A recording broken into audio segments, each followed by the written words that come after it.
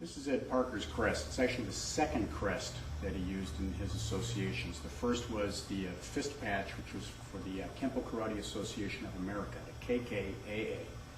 As soon as some of his black belts or even brown belts went overseas to start to teach, the system was spreading and the association changed the name to the International Kempo Karate Association. And this became the crest of the IKKA.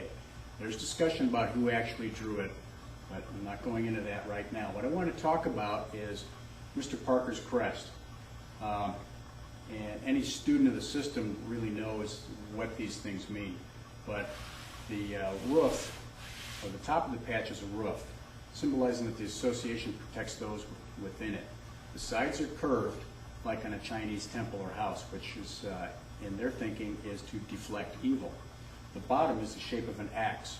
If somebody uses the art in the wrong way, they're cut off. Never be part of the association anymore. Kenpo, law of the fist, karate, empty hand, the name of our system. That's what the K reflects as well. The background color is white, and there's more white than any other color in the patch. And that's because there are more white belts than any other ranks. The other belt colors are reflected in various parts of the tiger and the dragon. If you had a full color representation, you'd have the blues and the greens and the purples and so on, because those elements have to be combined here.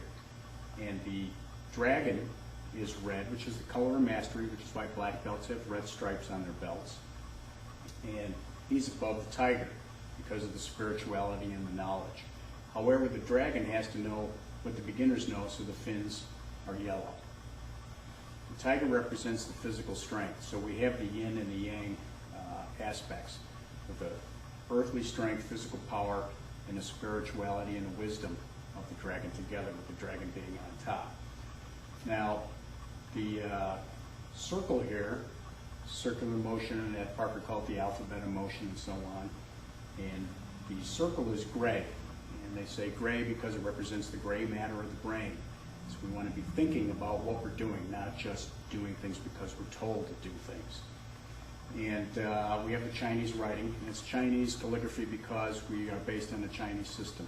The one side of this is the spirit of the dragon and the strength of the tiger. That's on this side, and we have the Kempo Karate law of the fist and empty hand on the opposite. We have the dividing lines in the circle, which represent the 8 angles of attack and defense, or the original 18 hands of Lohan, which most martial arts Chinese base come from. And an interesting thing about this is that you'll see a couple versions of the Parker patch. You see several versions, but there are a few versions that he had made and sold for the IKKA members. And if you count the lines on this one, there are only 7. Or some patches would only have the 7 lines, and other patches would have all 8. When you talk with the guys down at the karate school, you say, well, you know, how come yours has only got the 7 lines? Somebody said, well, I asked my instructor, and they said, because you always wanted to keep something hidden. You didn't want to expose everything.